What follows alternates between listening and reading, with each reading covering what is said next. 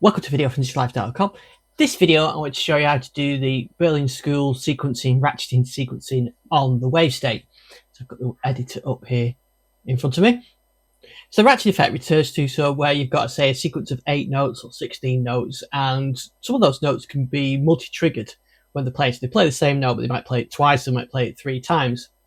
There's a few different ways of achieving this. I've done a previous video on how to do it on the multiplier and the bob wave. I thought I'd do one on the Wavestate as well. It's a similar technique, but I thought it's worth pointing out. So that what you heard at the beginning there was 2 layers of the ratchet sequence and a bit of string ensemble and a bass.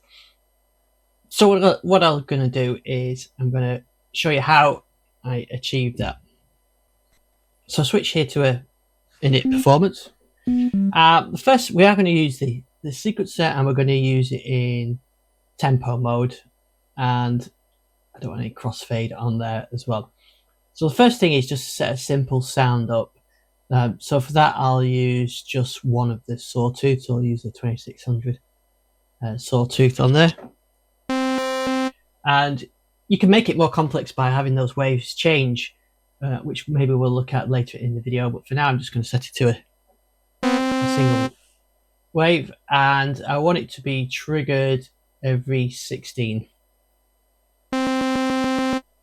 So that's our basic wave. Now, to make it sound a bit more interesting and to do the ratcheting effect, I'm going to use the envelope, the filter envelope. So first I'm going to set a interesting filter envelope.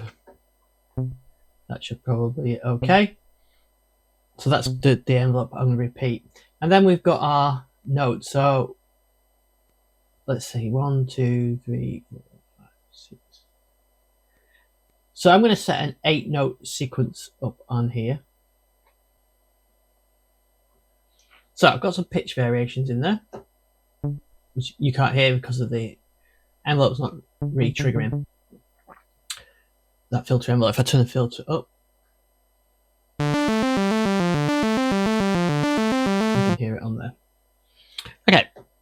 Okay. So this is where we're going to use the sequencer lanes and the shape envelope to re-trigger this filter envelope so we can hear. So I'm going to open up the step sequencer,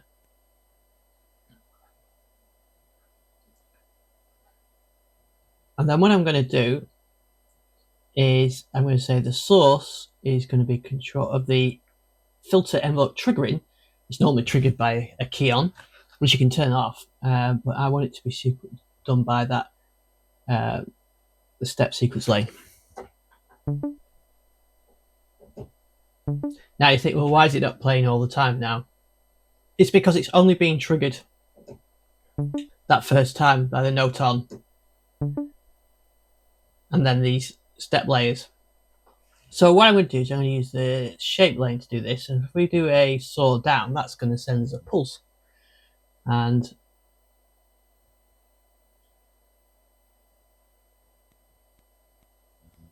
if I set all these the same,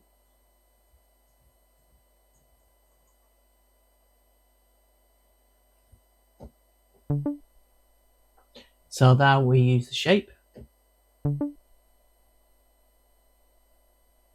and we are threshold. So anything above 0 really works for the threshold.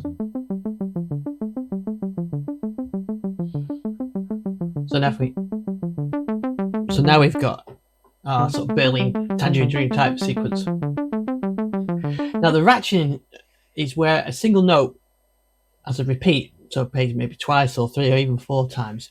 So to achieve that effect, there's loads of different ways you can do it, but the way I found easiest, as I say, I want that 3rd step to be ratcheted. There are some of these envelopes that have got multi peaks in them. So there's one with 2 in. So this one. So that's got 2 peaks, which means it should trigger that filter twice. Especially if I drag it all the way across like that and make sure we're using them all.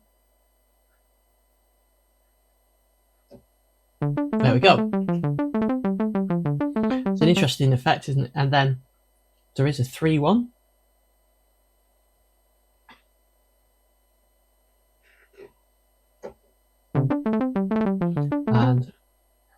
there's also a fourth one.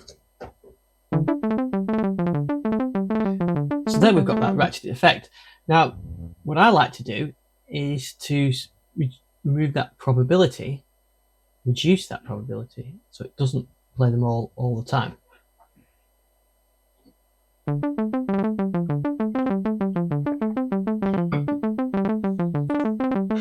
So now we've got some randomness in it.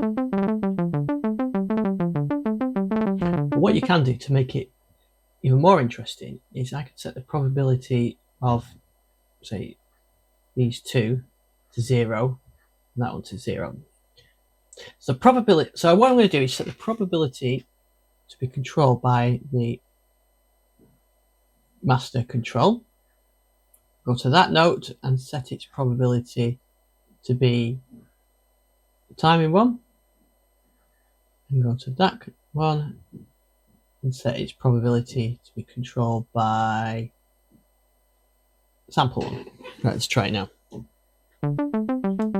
So all three controls are down. Now do the first one. There we go, we've got that probability 100%, so it's always going to do it. Let's go for the second one. And then the fourth one, or the third one with the 4 steps. So put them somewhere in the middle.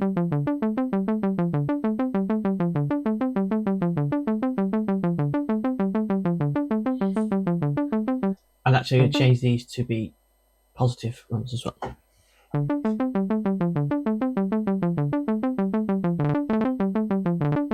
So now we've got that randomness in there.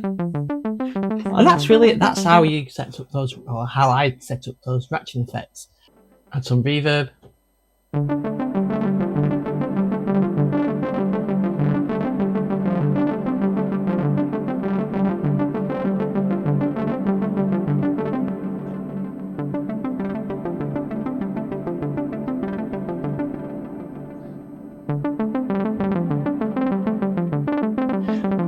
It's a bit vintage chorus, some reverb on there.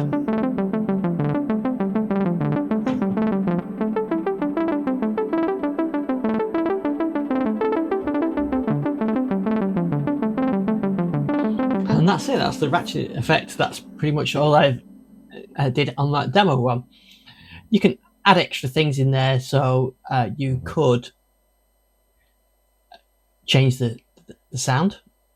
So we've got a 2600 there. There's nothing to stop you changing that to a different sound.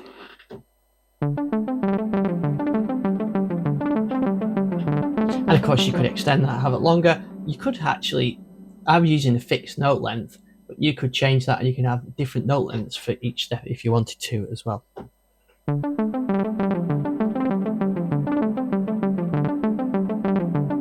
And then it's a question of just layering up that with some other interesting sounds on there.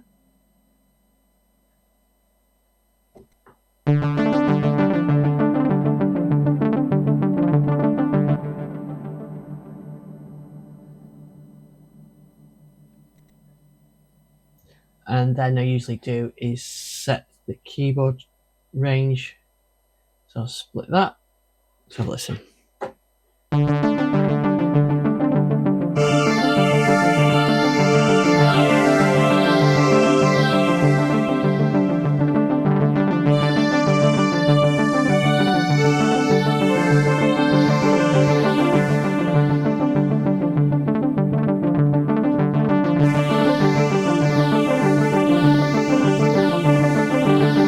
Something like that. So there you go, that's it, nice and simple. If you've got a mod wave or a multi-poly, I've got a separate video on how to do all that as well, so please check that out. But there we go, nice and simple, great ratcheting on the Wavestate.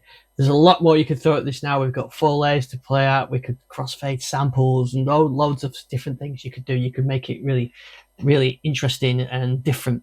So it's all about sort of endless possibilities on the Wavestate. So I think it's well worth playing about with. There you go, I've just added a mandolin in there.